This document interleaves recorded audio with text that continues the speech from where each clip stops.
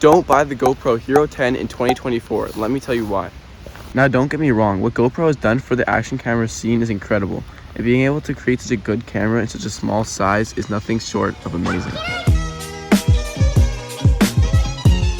But unfortunately in 2024, I just find the GoPro Hero 10 to be outdated and have some major flaws, and especially if you're like me and enjoy biking and skiing, it just might not be the right camera for you.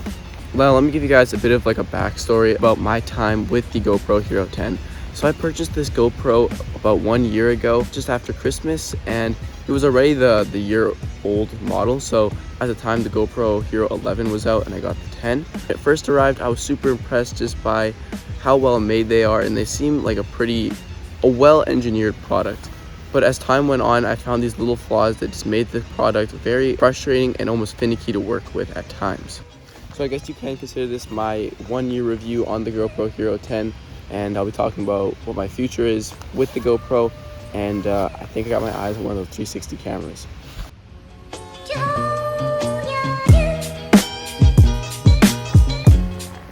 Alright, so let me start with the first annoyance, and that's going to be the overall battery life on this thing.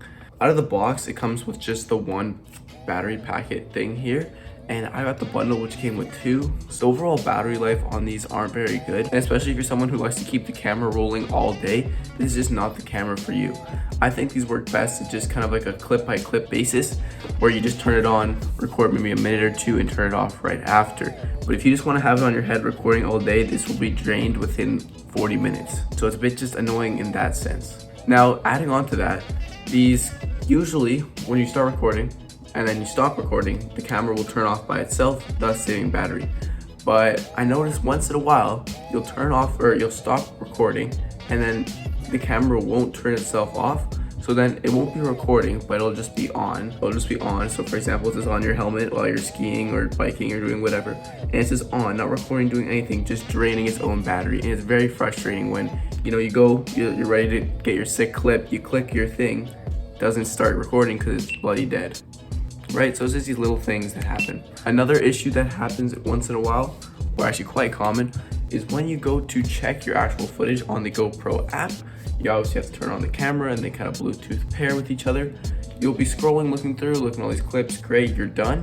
You close the app, the GoPro doesn't turn itself off. The GoPro just leaves itself on. So there you go, if you forget to turn it off, it's another dead battery, because these things drain really quickly if they're just left on.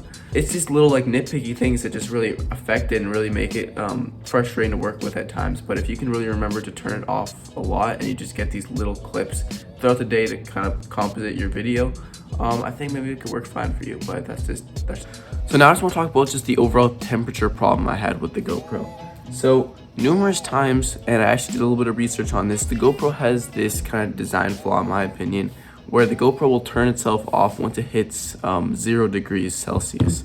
So numerous times when there was some really good snow conditions, fresh snow, it's cold outside obviously because it's snowing, and I'm skiing, the GoPro would continuously just turn itself off because it would be getting too cold, which I found just really frustrating when I'm having a great day. I want to get all these sick clips for my video, and it just keeps turning itself off. So at the end of the day, I just end up with like a bunch of 20 or 15 second clips because that's how long it stays on for before it just turns itself off.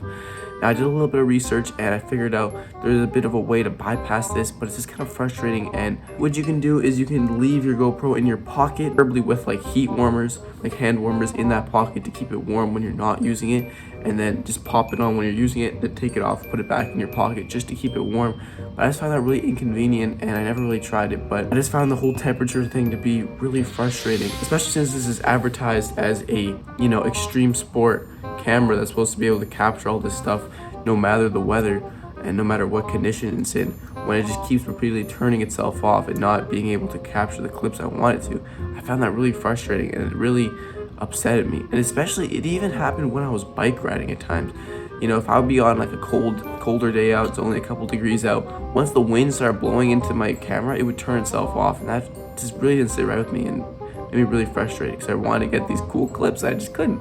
So now we'll just talk about just another kind of nitpick. It's just the low light performance. The low light performance on this camera is pretty poor, common with any kind of action camera.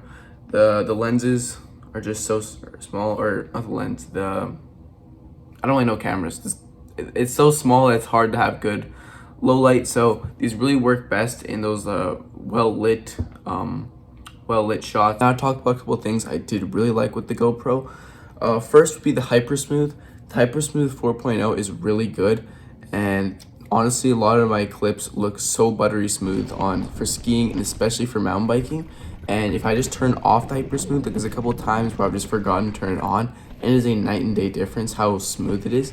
And if you really think about it, back in the day, people used to ride with like gimbals, these big like things to help stabilize the GoPro. And now that I can just stabilize itself just with like the built-in software is crazy.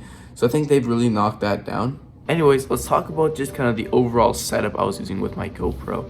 So for skiing, I was mostly using this chest mount. So basically I would just put it on, have it on my chest like that, and then I would use the J-hook attachment to attach it upside down so that it would kind of point out and the lens would be out. I do have a full video talking about my biking setup with all the settings, and I use the same for skiing, so you can go check that video out right here, and it just talks about how I would use the GoPro for skiing and biking.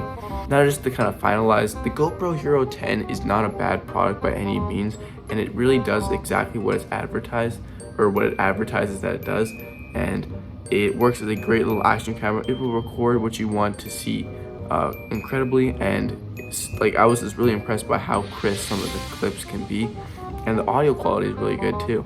Like some people say you need a mic, I don't think you really need it unless you're doing some really high production stuff. But I just have these little nitpicky flaws that I found within the GoPro, which really make me reconsider if I really want to continue using this. And especially with all this new 360 technology that's coming out from the Insta360 and even the GoPro Max, which has a 360 camera on it, it just really made me interested and really curious and want to try that out. So I thought I would just talk about my experience with the GoPro after 1 year, and I probably will end up selling it and buying an Insta360 X3. So stay tuned for a video talking about that. And if you guys did enjoy this video, make sure to hit the subscribe button, like, and comment. And if you want to watch my first day at Whistler Blackcomb, you can click right here and watch that. I'm out. Peace.